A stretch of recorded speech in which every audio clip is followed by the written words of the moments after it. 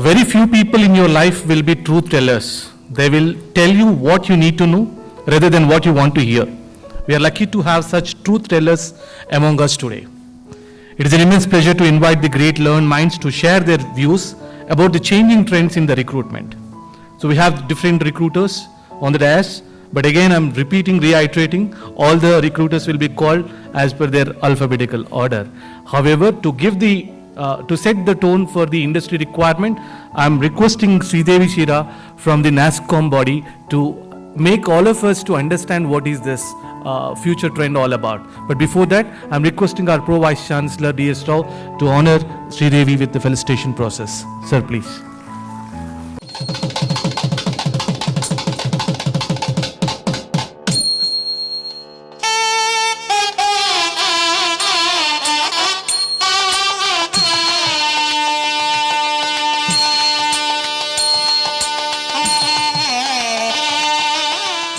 Good morning, everyone. How are you feeling?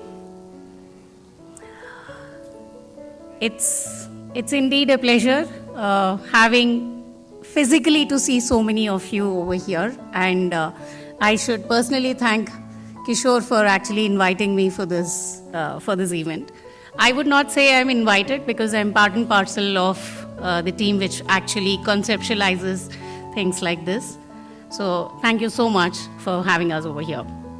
Before I proceed, good morning to all the dignitaries on the dais, off the dais, and all of you who are career nurturers for the future fraternity to come.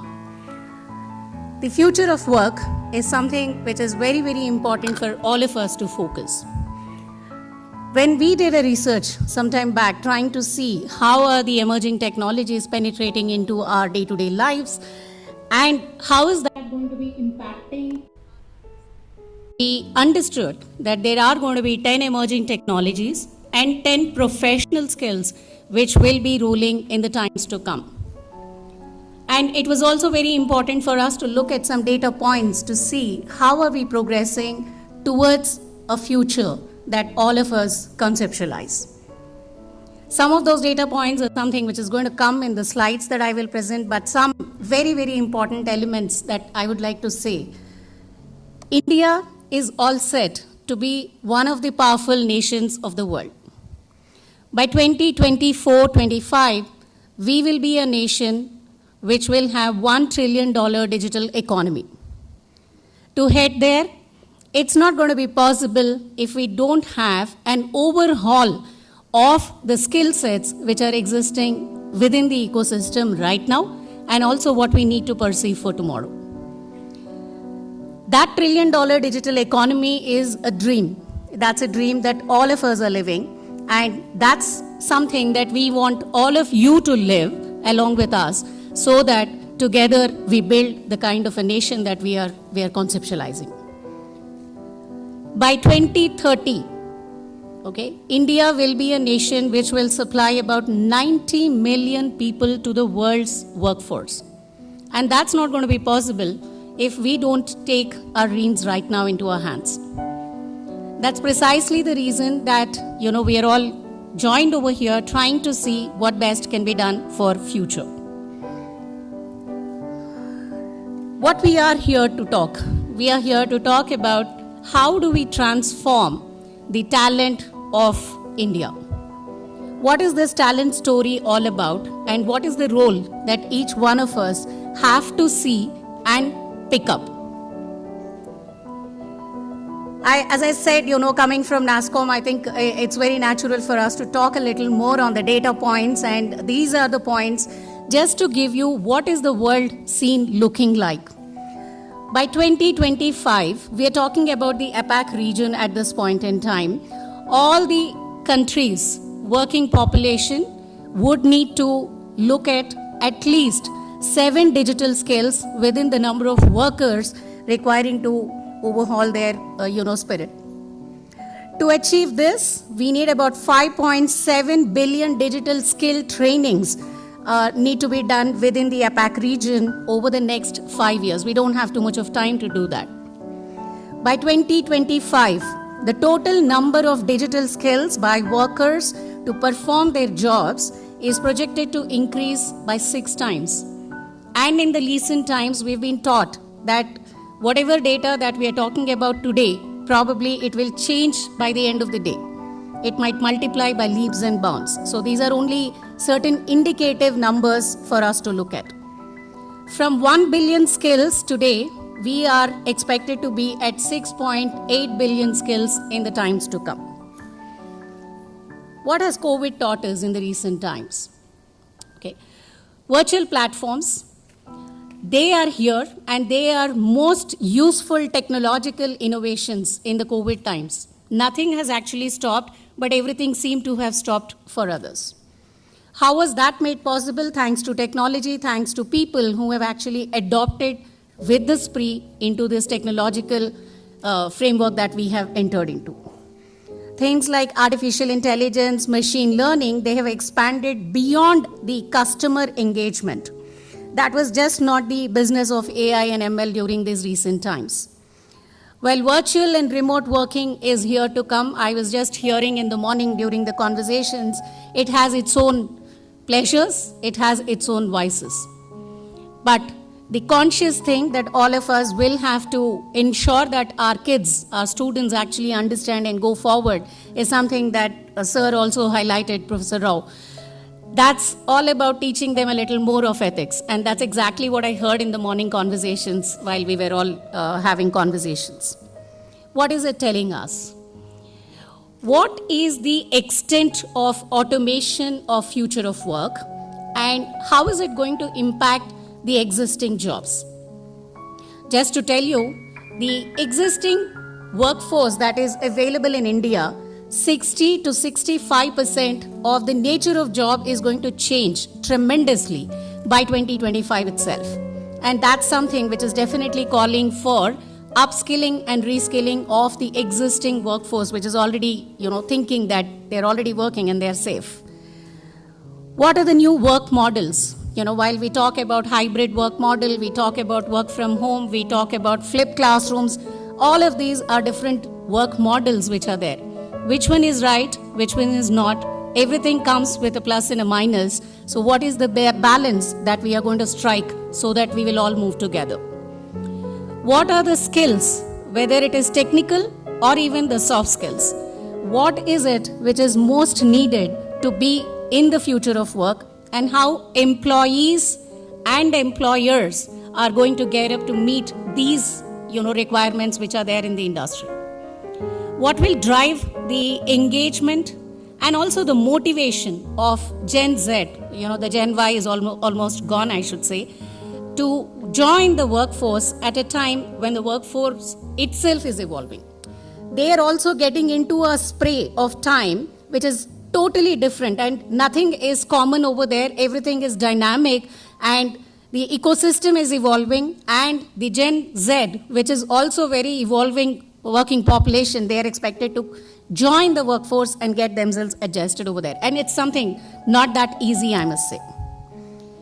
So what is it that we need to focus on? We need to focus on current digital workers, current non-digital workers. Everybody is not a digital worker. Some of them are non-digital workers. Future workers, that is the student community, and also disfranchised workers, people who would have lost their jobs, who are not employed for some reasons. So these are the 4 categories that we need to look at. Each type of these workers that we are talking about will face different skill priorities in the next 5 years to come. So those are skills that we understood through the research that was done, and all these 10 emerging technologies and professional skills that we are talking about. In coordination with the industry partners that we work very closely, we built out a platform which is called as National Digital Skilling Platform. That's called as Future Skills Prime. Now, some more data points for all of us is, there is an estimated 149 million workers who apply digital skills in the 6 APAC economies today. By 2025, this number will be growing to 666 million. And this is if the business as usual case is. And if the leadership decides, and there is definitely that commitment available with the industry leaders. And if the business as usual changes and evolves, then the estimated demand is going to be about 819 million workers. These are whooping numbers. India is expected to account for over 2/3 of the projected 5.7 billion digital skills training that is required by 2025. Our own region requires that kind of skills. Now, skills, when I say, it's not merely the academic frame of things that our students are learning. They need to be aligned to what the industry is looking for, because their business is changing, their business has evolved, and all these students are expected to contribute to an ever-changing, ever-evolving economy. Now, by 2030, what is the scene going to look like? The next 10 years will bring more change than what we have seen in the last 100 years. Believe in me, that's precisely how the change is going to be, and we are all going to be experiencing this change day in and day out, minute in and minute out. 70% of all new 2030 jobs haven't been invented as yet. This is one of the research. What kind of jobs are going to come? We don't know as yet. In that case, how are we going to get them prepared? 50% of the jobs are likely to be remote, virtual, and in the cloud by 2030. Education and training will be totally blended methodology, and also it will have an on-demand learning as well. And learning is going to be a lifelong phenomenon.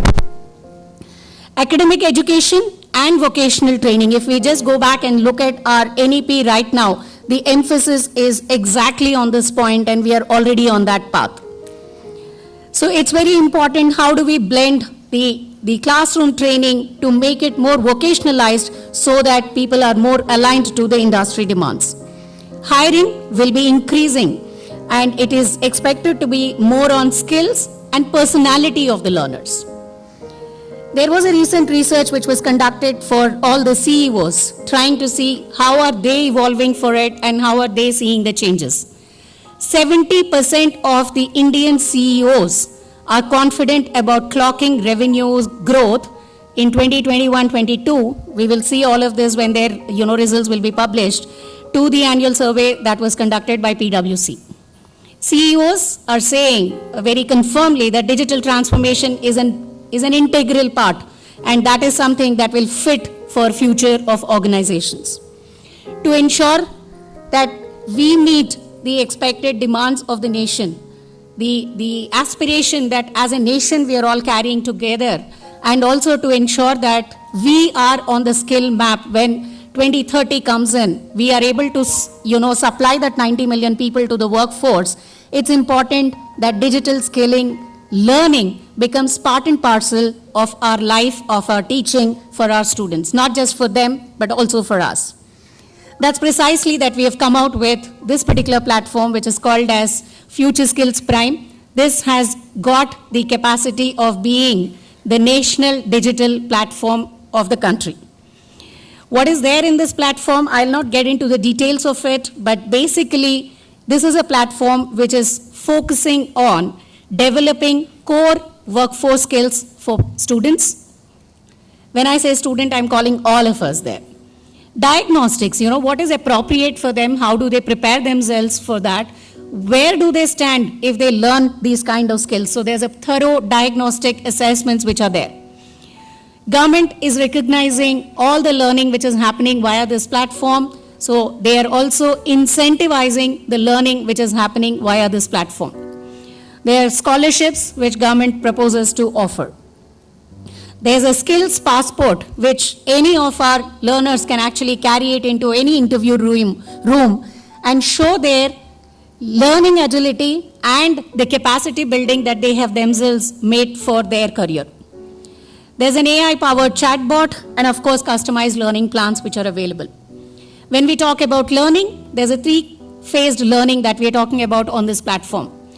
There may be students who are from civil engineering, from mechanical engineering. At this point in time, they may be feeling that they don't need to do specialized programs in information technology for themselves.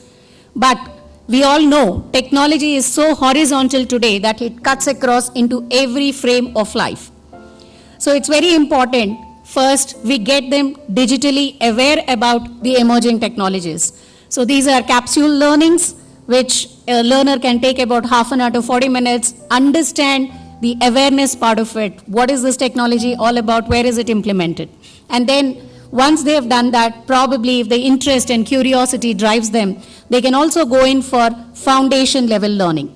Now this foundation level learning, the talent acquisition heads of the country have confirmed that they are looking for basic understanding of technology when a learner comes in, so that the clean slates are too dangerous at times. So at least if some of these concepts are written with them, it makes the life of the organization also a little easier.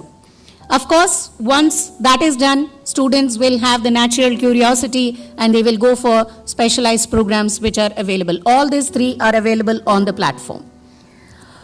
Now, there is, a lot of engagement activity that we propose to do with academic fraternity. You, as career nurturers, are our army people, I should say that.